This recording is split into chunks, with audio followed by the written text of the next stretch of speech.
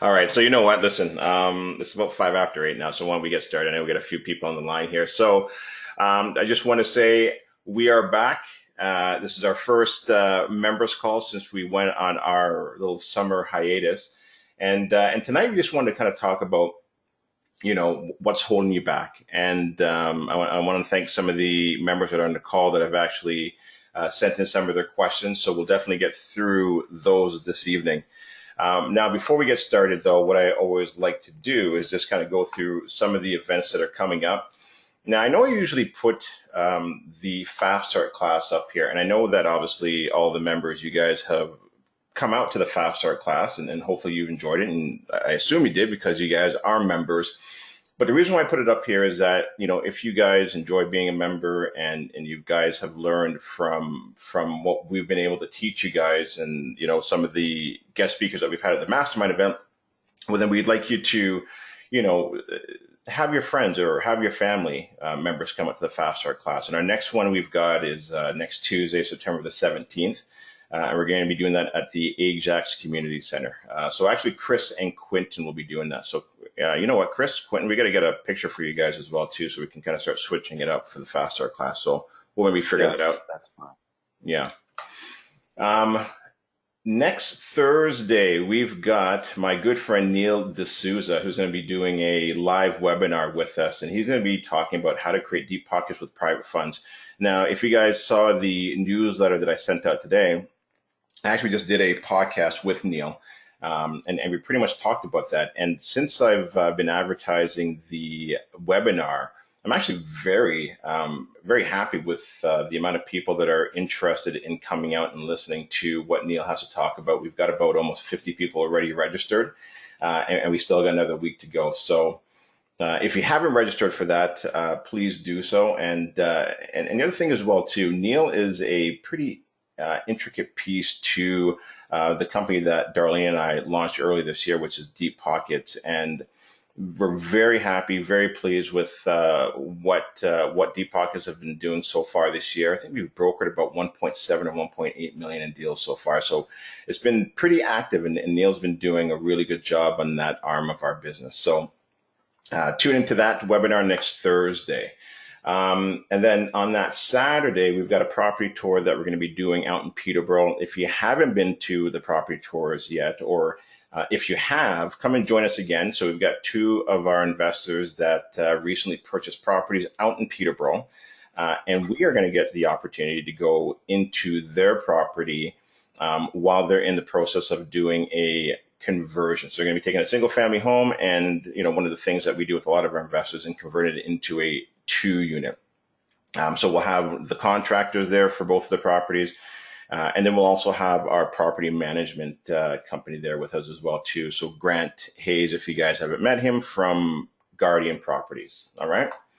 Our mastermind events are back. Super excited about this. However, I wasn't really excited coming back and finding out and getting a call from the casino saying that we no longer can do our events there. Now, I'm hoping in the new year they're gonna allow us to be able to continue to do those events there. But for now, because they're building that new casino in Pickering, they need that room downstairs for training their new employees. So it's kind of set up in cubicle style, and so they're doing all that stuff down there right now. But hopefully, they're saying that we might be able to get it back. But in the meantime, we're just going to be around the corner at the Hilton Garden Inn in Ajax, kind of like by the Lifetime fitness place there. But we're going to have Sarah Larby. So if you guys don't know who Sarah Larby is, definitely Google her, check her out. She's doing some incredible things. I've been kind of keeping an eye on her for the last couple of months.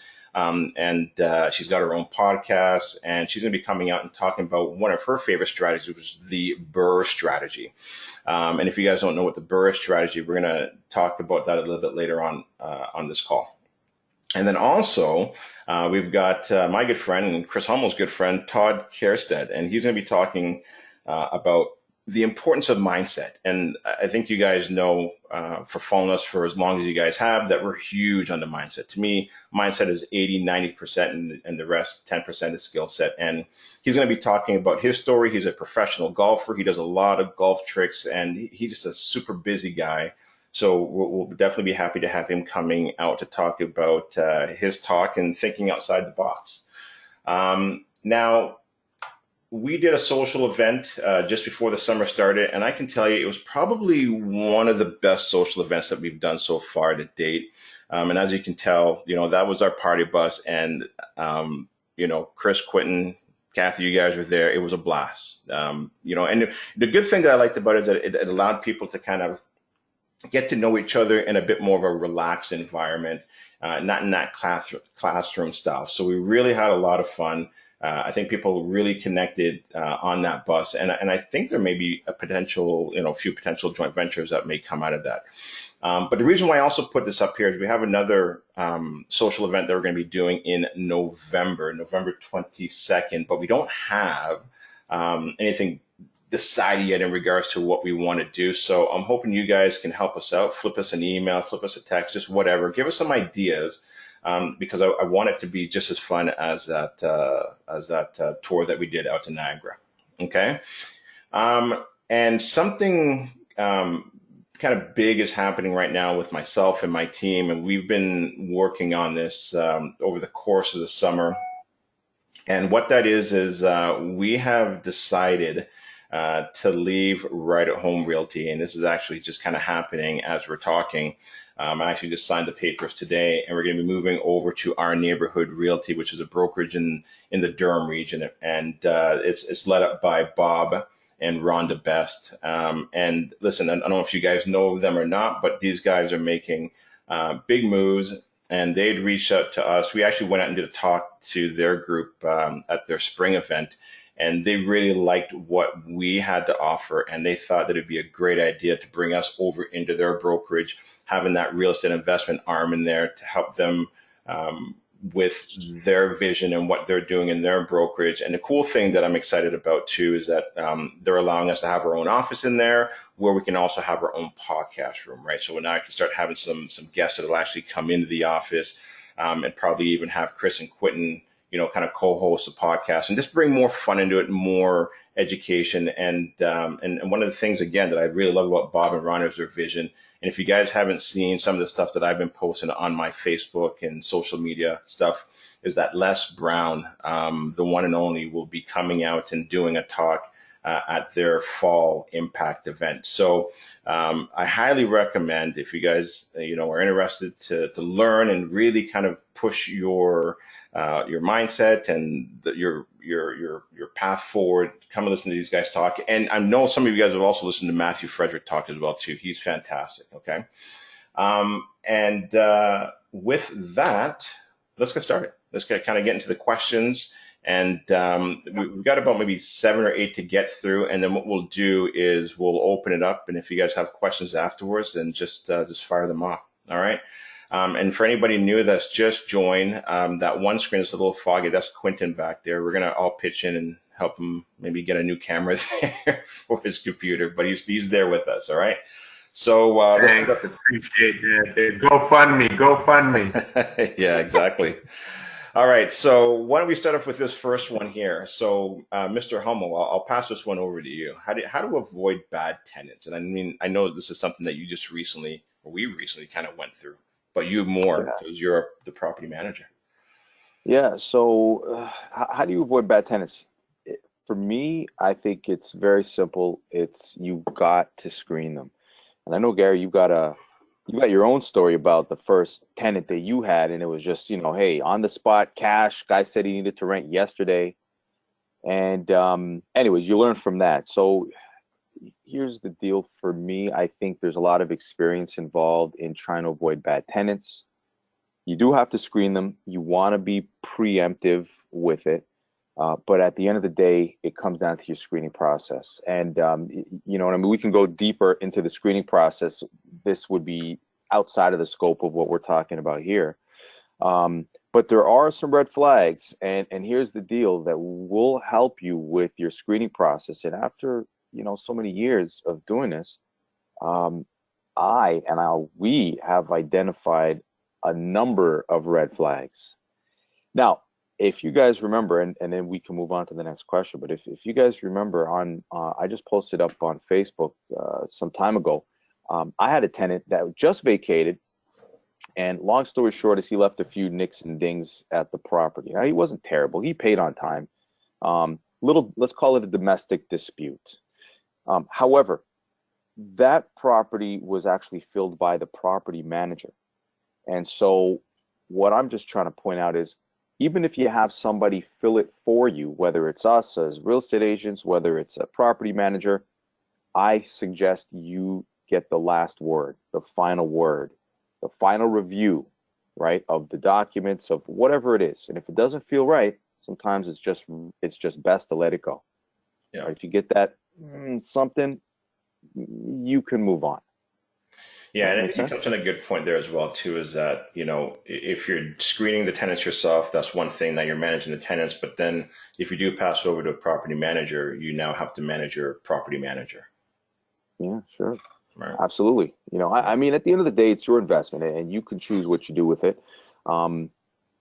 Frankly, I know we always say the same thing, out of all the 100% of people, 80% are really good, just like you and I. They want to pay their bills. They want to find a nice place to be. 10% of people, really fantastic. They'll over improve the property. They'll pay you ahead of time. And all your job to do really is to stay away from the 10% that are really, really bad. And most of the time you will be successful at that. Mm-hmm. Okay, cool. Thanks, Chris. All right, where should I buy? Well, talking about location, I think that's a main thing that comes up, especially with people just getting into the investment world. But my suggestion is always go through your strategy first. And that's what we sit down and do with our investors. What is your strategy? Why are you investing? And then based on that, we can look at location. And now when we get into location, the things we like to look at are the economic fundamentals of the town, municipality of where you're investing. What does the employment look like? The unemployment rates compared to provincial averages and whatnot. Also, we're looking for population growth. Are people coming into that area that you're investing in? So we're not going to hammer a location to you. We're going to tell you what we're doing. If you've been following us, we're in the Durham and Peterborough market. And for us, that checks all the boxes of what we're going through. Peterborough as well, infrastructure getting out there with the 407 connecting to the 115. So we look at all those variables and then we zone in on those locations because of that. Okay, cool. Yeah, location. How often should you be inspecting your unit? So how often should you be inspecting the unit? So the typical is usually once or twice a year, right? You don't have to go there every 2 weeks. I've heard that before from somebody. That's excessive. Tenants don't like that. Yeah. Once, I would say, for me, for instance, I know I visit my own properties once a year. I don't go there any more than that, simply because I just have good tenants and I trust my tenants and I know that they take good care of my properties and I really have nothing to worry about. Now, if there's any concern or there's a tenant that you're iffy about, yeah, I would suggest probably to visit more. You could visit, every few months if you wanted to with, 24-hour notice. That's fine if you'd like, but I mean, once a year is pretty good. And I know Gary likes to do that, and I as well, I usually like to plan that one visit around the Christmas time. That way I can kind of go over there, give them a little gift, Merry Christmas or Happy Holidays. And at the same time, kind of walk into the home and check it out and see how they've been keeping it up. And usually I have no problems. Yeah, treat your tenants like gold, right? I think that's really important. Exactly. You always want to keep a good relationship with your tenants that way. Yeah. I know one of the things that I heard when I first started investing in real estate was to check your property once every 3 to 4 months. And I think the rule of thumb was, that's how long it really kind of starts to, they can start growing weed or like a plant there in your property, right? So it's kind of go in there and check on that. But yeah, you're right. For me now, because the properties that I have and the tenants that I have, I only check it once a year because I know my tenants are great. I haven't had any issues. But maybe with a new property, somebody new moving in, maybe it might be a little more frequent, right? And the other thing as well too is that when you do go in there, one of the things that I'll do, because sometimes I think in the beginning or for new investors, they're like, yeah, but if I go in there, I feel kind of weird, maybe walking around and checking out the place. But number one, you should be doing that at least once a year. Number two, just go upstairs and what you're doing is saying, hey, I just want to check and make sure that the smoke detectors are working. You just have a little stick or something and just push it, make sure that it works, and go downstairs on the main floor and go into the basement. Because you should be doing that anyways, right? You want to make sure those smoke detectors and carbon monoxide detectors are working. So, I don't know, anything else on that, Chris or Quentin? For me, you know what? Funny story. I had a tenant tell me, this is really at the beginning when I was kind of checking in a little bit, just to make sure, establish the relationship. Yeah. He says, Chris, you're not my dad, So I said, all right, okay. I guess that was my cue to ease up a little bit. But for me, I'll check. I go twice, maybe three, but twice a year. Mm-hmm. I will do the smoke alarms. And I change the batteries. That's what I do. And I change the filter, right? So I do that twice a year, the furnace filter, and I just have a chat with them. Yeah. And then at Christmas time, I'll go and I'll drop off a gift, and oftentimes I'll speak with them again. And that's also when I kind of coordinate picking up any checks. I still like checks, believe it or not. And then I'll coordinate picking up the next checks for the full year. So that's the way I work. Twice plus the nice gift. Yeah. And pick up the checks. So maybe 2 to 3 times for me. Okay. Yeah. And that's actually a good point there as well too, right? Just, with the furnace filter. At least that it's being done twice a year. Right. Yeah, well, furnace filter, but then you just schedule it with spring forward, fall back. Easy. Can never forget that. Spring forward, fall back. And in fact, they always tell you change your batteries for your smoke detector. Right. The fire department tells you that even for your own home. Yeah. So I just follow that same rule and I apply it to the properties. Yeah. And it's easy, and I don't have to I can't forget that. Yeah. All right. Good tips. Okay, so what's the best investing strategy? So for me on this particular question, I've always said there isn't a best investing strategy. I think there's just one that suits your lifestyle. And so when I looked at my, investing career throughout the years, I've kind of, switched and changed based on, my comfort level and what suited my lifestyle at that particular time. So when I first started, I got into the 2 units. Got out of it really quickly because I hated it. Not that it wasn't a good strategist. I didn't know what I was doing. Then I went into the single family. Then I stumbled into the rent to own. Loved the rent to own. The cash flow was, really, really good on that. You get more cash flow in rent to own than you would do than maybe just a single family home. Then I got back into the 2 units, so taking a single family home, converting it, and this is where you kind of get into that BRRRR strategy, right? Where you buy, renovate, rent and refinance and pull some of that money out. It's almost kind of like flipping to yourself. Student rentals is good, but if you're going to get into student rentals, make sure you understand the bylaws in each of the different cities. Some of them have obviously more lenient rules in certain cities compared to other ones. And then flipping. If you're going to get into flipping, for flipping, yeah, you can make money. It could be a good way to start raising some capital in the beginning, but just make sure that if you're in a situation, if you're going to flip and if the market changes on you, that, can you hold it? Is it a property that you can maybe convert into a 2 unit? And that's going to allow you to get some cash flow from it, because you don't want to put yourself into a negative cash flow. And one last thing just on flipping as well, too, just keep in mind is that, once you stop flipping, then you stop making money. So it is a job as well too. So kind of keep that in mind. But again, it all depends on where you are in your investing career. And for me, one of the things that I'm loving right now is there's a private lending, but again, not right or wrong, just where I am in my investing career. All right. Cool. What's the best way to get a loan to finance a conversion? Well, I think, sorry, go ahead, Chris. You had something to add? Yeah. Oh, I was just going to say, for me, I think there's a couple different things that you can do to help finance a conversion. Once you bought the property, right? I mean, the main thing, the easiest way to do it is equity from another property, right? Could be equity from your primary residence. It could be equity from another property that you've already purchased and converted, or added value to, and now you go ahead and you get yourself a refinance or a HELOC. So that would be probably the easier, the traditional way to get that money. Yeah. However, you can dip into a regular LOC, right? A regular line of credit. And that could be just regular lines of credits that you've collected over, who knows, over a couple of years, over different financial institutions as well, right? 20,000 here, 20,000 there, 20,000 here. So that's 60, at least it'll get you started for sure. Why not consider JV partners, right? There's money right there. And you can work out a deal with a JV partner, and that's your financing for your conversion, or truthfully, for whatever it is that you want to do at the end of the day. How about mom and dad? Bank of mom and dad.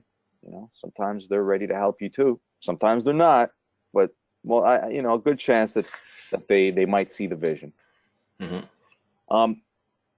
I mean, listen, there's other. Listen, I think we had some guy do it on a credit card, but in any event, the point is, I think most people will be looking at equity from another property, if not cash, equity from another property or line of credit, and likely a JV partner. Right? Yep. Makes sense. Yeah.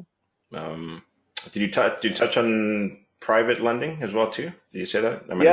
Yeah. I was going to mention private lending, but I really didn't want to steal your thunder. No. I wanted you to say it.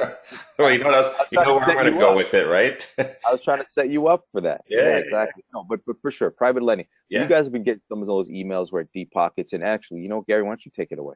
Yeah. So I mean, look, if you can't get the money from your mom and dad, or you can't get the money out of a certain place, yeah, give us a call, right? Or reach out to us at Deep Pockets, because private lending, and especially if you only need it for a certain period of time, if you only need it for say 4 months or 5 months, yeah, the lending fees may be a little bit heavier, but it allows you to maybe get that property converted, turn it into a legal 2-unit, and then go back to the bank and do the refinance and pull some of that money out, and maybe do it again, right? So there's nothing wrong with hard money lending, right? Right. It might do the trick. Yeah, exactly. Right, but there's always a way. There's always a way. Okay, so where can I get the money for my down payment? Yeah, honestly, it's just a piggyback of the stuff Gary and Chris just went over. The main way people get started is equity from their primary residence, right? Obviously, you're just getting going for your first property. You don't have other properties to leverage there. So that's the biggest thing. People have debt equity, and sometimes people aren't even aware of it. Right, so they come out to these fast start classes, they get educated, they understand, I have a couple 100,000 sitting in my house that's not doing anything. So that's the main way. And then like Chris said, the other way is joint ventures, right? You can venture up with someone, maybe you qualify and they bring the down payment. So there's different structures like that can get you into the game. Yeah. Listen, I would add to that to say, don't underestimate the power of joint ventures.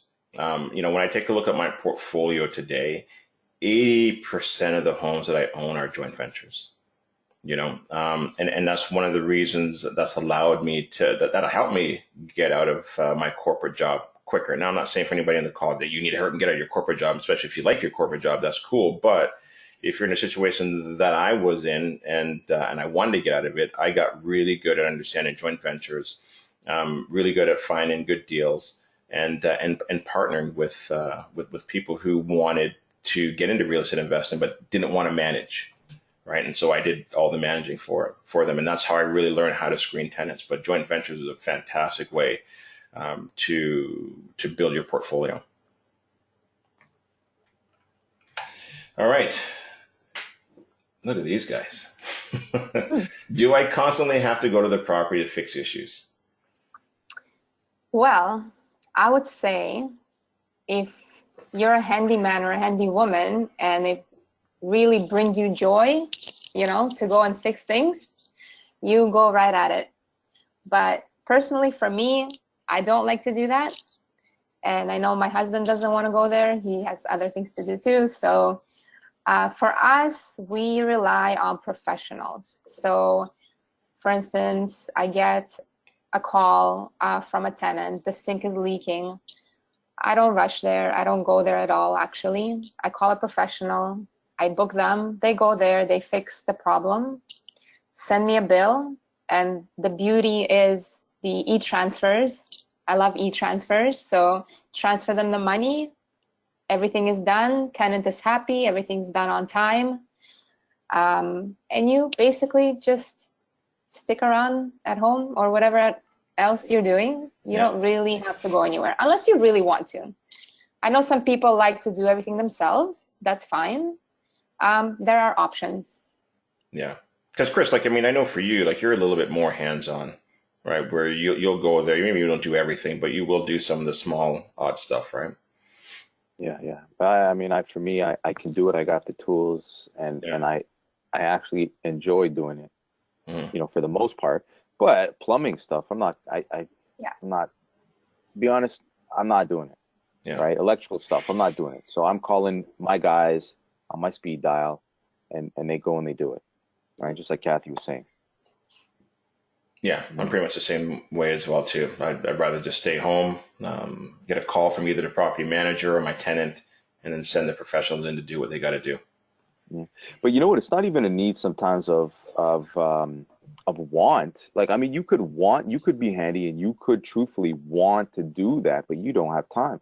Mm-hmm. Maybe you're working 9 to 5, and your job is very demanding. It's not even 9 to 5; it's 9 to 8, right? It's very demanding. You don't have time to be going out there. So why not have the property do what you need it to do and be that investment? You don't have to babysit it, right? And especially if you got other things to do, right? You got kids, you got activities, things like that. That will be taking more of your time, and I think it just makes sense to call the professional to do it.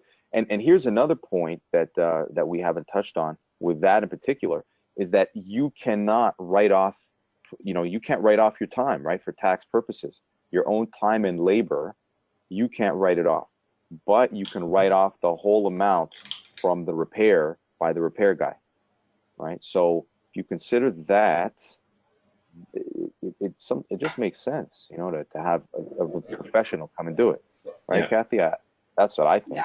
And and also if you do get a good tenant, to be honest, I have this tenant. First of all, he's a handy guy himself. And second of all, even if he wasn't, well, I mean, he is, so he can kind of do some of the things. So he'd call me, and if the sink was leaking, for instance, he would volunteer to do the job. So I wouldn't even have to call anybody. So if you do have these tenants that are, top quality, then you potentially wouldn't even have to worry about things like that. They would do it. They would send you a bill, and everything would be done. So,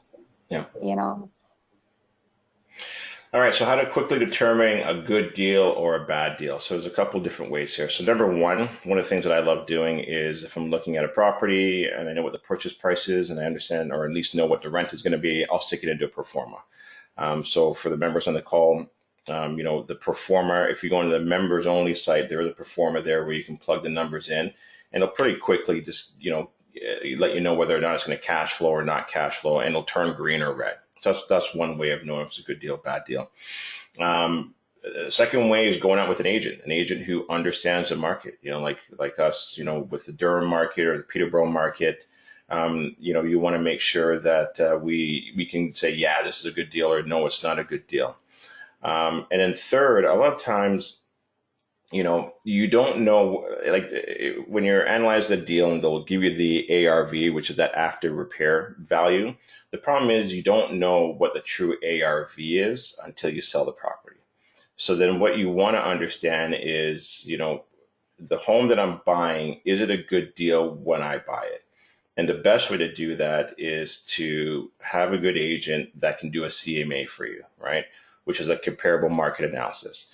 And the same, Chris is doing it for you. You want to take a look at when that CMA comes in. Okay, well, is this house that he's comparing, is it similar to the other 3 or 4 homes, right? So if it's a single car garage, does this car have 3 car? Okay, well then the 3 car garage. Well, that doesn't make sense. That's not a good comparable.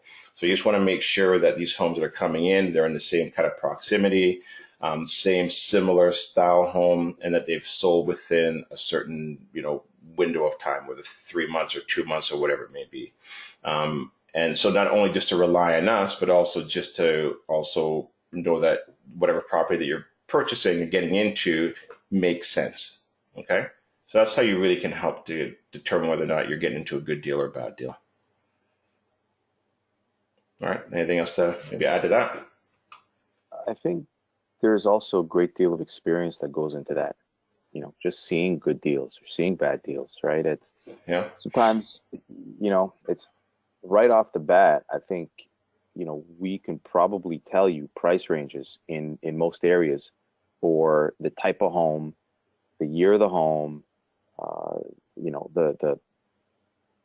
the fact that it's on a bigger lot, zoning, these kind of things that you probably wouldn't see immediately, but because we're out there all the time, I mean, like I could tell you, hey, you're going to overpay, if you purchase this home at this price, Mm-hmm.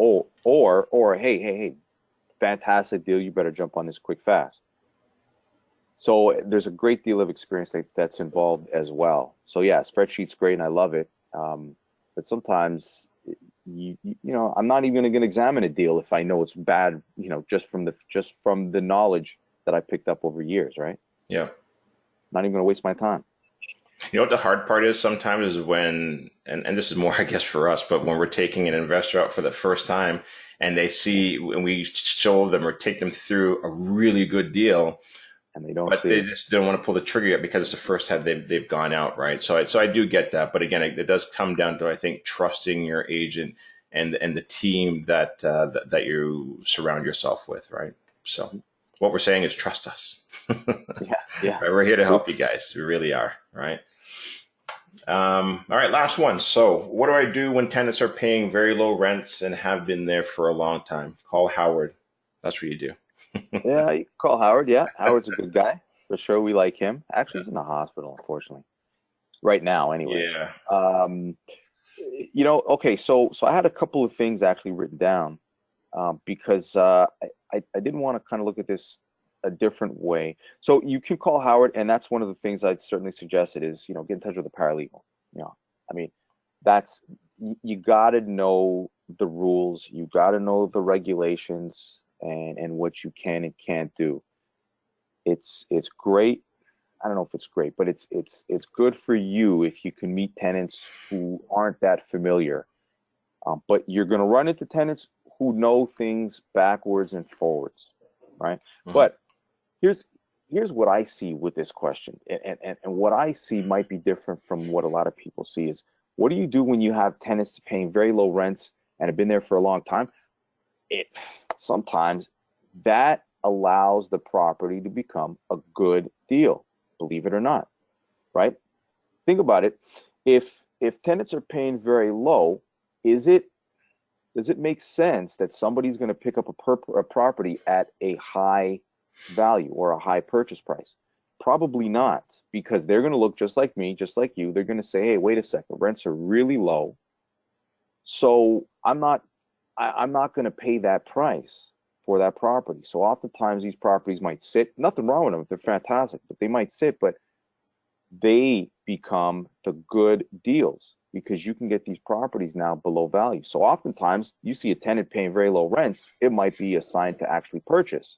Yeah, you might take the hit initially, but you're going to see that in future, once that tenant does leave, you do a little bit of cosmetic work or repairs or whatever it is, you will have gotten in at a fantastic price because nobody saw the future value but you, right?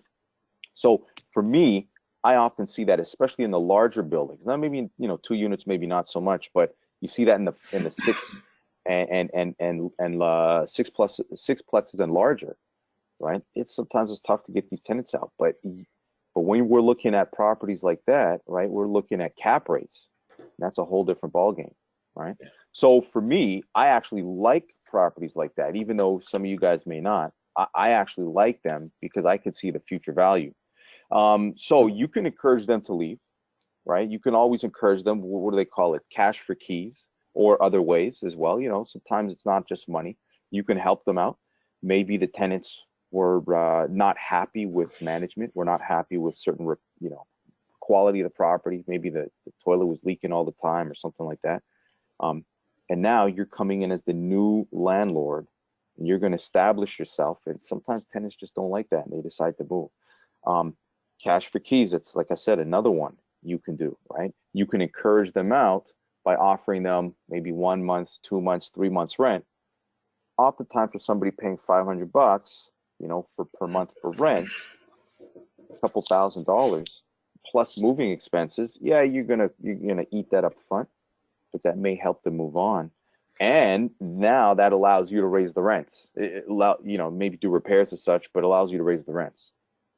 So I think there's a number of things that you can do. But how high would you go, Chris, in regards to cash for keys? Like an actual number, I think it probably depends on what you can raise the rents by. So as an example, let's say this. You know what? Let me give you a client's example. An example of a client that just recently had a property in Peterborough. His tenant was paying $600 for rent per month, all inclusive. And she was doing that because she'd been there for a while, but also because the previous owner was a friend, that kind of agreement. Now, the rent that he could get after very slight cosmetic repairs, and in fact, I told him he didn't even have to do it, truthfully, but he wanted to over-improve a little bit, so he went ahead and did it. But the rent that he was able to get, and he's actually gotten right now, is $1,300, right? So he got an extra $700. Oh yeah, plus hydro, so $1,300. So he got himself, I don't know, 700 and I don't know what's hydro, it's illegal too. So maybe $60 a month, give or take, something like that. Mm-hmm. So let's call it $750 extra cash per month. So, and he paid $2,400. He paid her $2,400, so 4 times her rent. He's going to make that back in 3 months. Yeah. Yeah.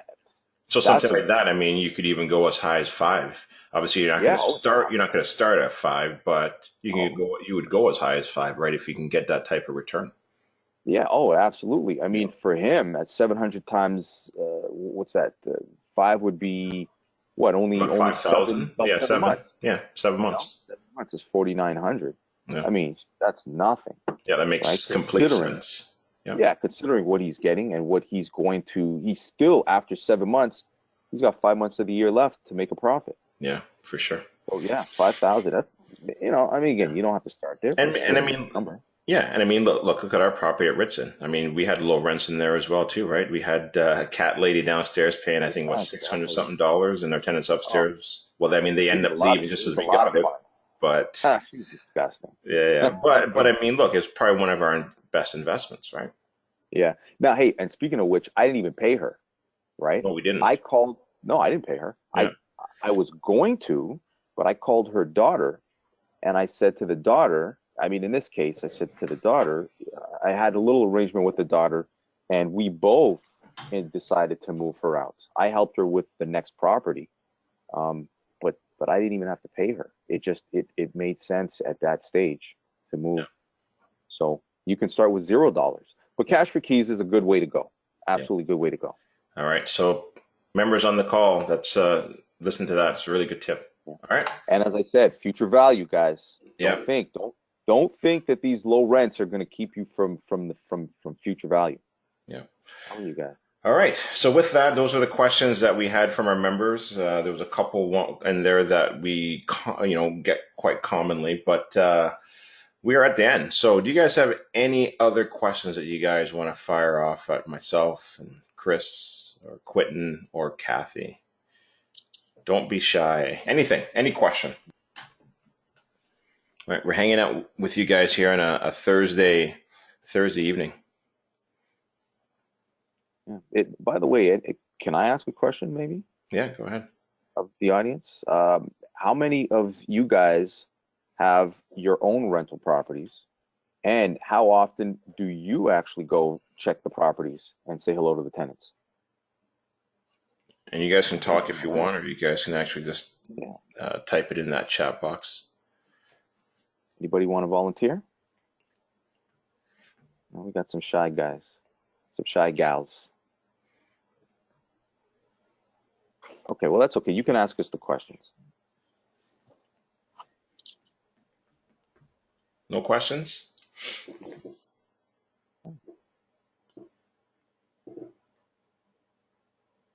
No, not Hey, even okay. one. All right. Tell you what, Gary. Yeah. When we're looking at properties, Yeah. you know, a lot of times, a question might be, hey, how much does it cost to renovate a basement, right? Mhm. To put in a basement apartment. You know, why don't we start with that question because that's huge. We get that all the time, right? Yeah. If you guys want to throw in there, you know, some possible numbers, quotes or something. Yeah, I like to use the baseline of 80 when you're doing a full conversion, right? I always use that as the starting point, and depending on the property, you can bump that down or bump it up depending on the condition of the property. But that's usually the baseline I use. Yeah. Yeah, that's a pretty Yeah. good number. Yeah. And I mean, that was kind of where I was as well too, in between that 60 to 80. But you know what's interesting now is that we have that contract out in Peterborough. And so far, he seems to be really coming in at a pretty good price. Um, so, which is nice to see. But yeah, that's kind of, the number baseline was around that, 70, 80,000. But if you can get it Yeah, for less than that, then be excited. You yeah. know, then you get yourself a good You know deal. what? Also with that in mind, don't neglect some of these properties that have unfinished basements. Right? I love unfinished basements, untouched, Yeah. and there's no demo involved either, so no demo costs. Yeah. So a lot of you guys who say, no, no, no, it doesn't have a second kitchen already. Well, you know, think twice. Yeah. Because a lot of times, and actually most of the time, especially in Peterborough right now, until they maybe change it up, you've got to rip that ceiling down anyways. I mean, you're going through a major reno when you've got a basement that's completely already finished, right? Yeah, yeah, yeah, absolutely. And I've seen it in Durham where you can actually go in and put like a second layer of drywall. But I'll be honest with you, I prefer getting that extra, soundproofing I in there and the resilient channel, and you know, because if you don't have that in there, that noise travels a lot. I'm not saying that it completely helps, but it definitely does help. mhm. So Okay, here's a question. A yeah. lot of you guys want to know. What about pets? Hmm. What about pets? We all have our own experiences with pets, right, guys? Yeah. Yeah, Listen, especially as Asians, man. Going out, so some of these pets want to rip yeah, my so head off. here's my thought on pets is there's a couple different ways of handling this. So for the ones that are doing their own advertising, because I know there's a couple of investors on the call right now that do their own advertising, I will always put pet friendly. And the reason why I do that is because if I put pet friendly, then they will tell me that they have a pet. Then I can make the decision on whether or not I decide to go with that tenant. If I decide to go with them, I'm thinking about maybe going with them because I think they're great, and what they've told me about this pet is fantastic because every single pet is amazing, right? Yeah. Oh yeah. I will Always. then call them up, say, hey, look, I'm in the neighborhood. I forgot to take a picture of driver's license, or I forgot to pick this up, or just whatever. So that way I can pop into their home, right, within 5 or 10 minutes, and so I can actually see how they live because they can't clean their home up that quickly. So I'm just looking to see. I don't care if they're a little messy, that's fine. But is it a complete disaster? Number one, and number two, how does this pet react to me, right? Which is going to be a good indication how that pet's probably going to act to other people or neighbors. Um, but I have gone with pets before in my property, and I have some today, and they're fine. But it's just personal preference, and I think getting a chance to meet that pet, I think is super important if you're going to do it. Yeah. Yeah. You know what? I swore off pets too, but you know what? I've got some now too. I mean, at properties, Hmm. and you know, with a little bit of adjustment, it can still work for sure. It can still work. Okay. All And right. you know, I think pet owners are also willing to pay more. because they always tell me the same thing. It's so hard to find place that will take pets. I haven't tested it, but I'm pretty sure they're willing to pay more. They're willing to pay more, and they're usually willing to stay longer. Now, I mean, that's it can be a pro or a con. You know, obviously, if they're there longer, then rent usually market rent is going to outpace the rent that you can raise it to, right? Mm-hmm. But if you just don't want the headache of having to have to go get new tenants in, then that could be good, right? Mm-hmm. So Mark has a question here. Any strategies for effectively targeting and advertising to seniors as a tenant or as tenants? I actually just did a podcast with Debbie Gilbert. It's going to be coming out in maybe a couple months, but that's specifically what she does. She actually specifically targets seniors, and she's been doing incredibly well with that. But I haven't actually done this myself. I don't know, Chris or Kathy or Quentin, if you guys have done anything in regards to advertising to seniors. Not specifically, but I think that whether you advertise effectively or not, a lot of it is still going to come down to a few things, right? Style of property, location, how the property's outfitted. Are there any stairs? Yeah. These kind of things. So I mean, you can be effective, but if you don't have the right property, I think you're still going to have a little bit of trouble if that's your target market. That is. Mm-hmm. You know where a good target market is if you're looking for seniors is Cobourg. Cobourg's got a lot of seniors out there. A lot of people that own homes that are looking to sell their homes and just looking to rent. They want to pull the cash out of their properties and they just want to go and do vacations and do cruises and tour the world. There's tons of seniors out there. Yeah, I was gonna say if you find the right neighborhood, it would all fall into place at that point. Yeah, but I'm sure even Cobourg's got the same type of areas as well too, right?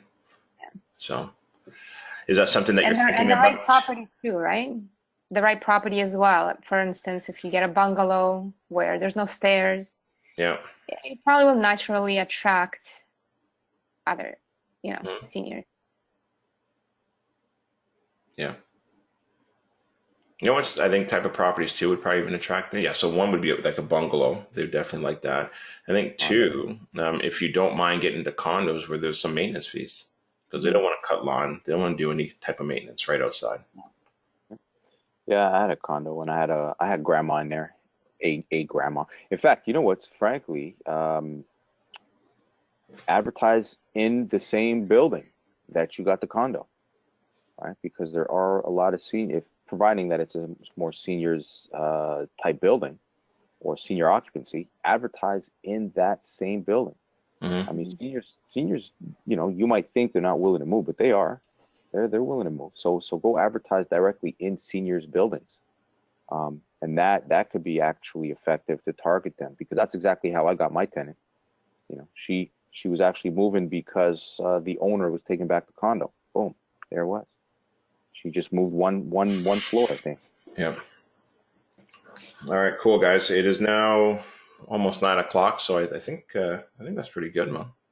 So I hope that helped you guys. I don't know if there's any other questions. If not, we're gonna wrap it up.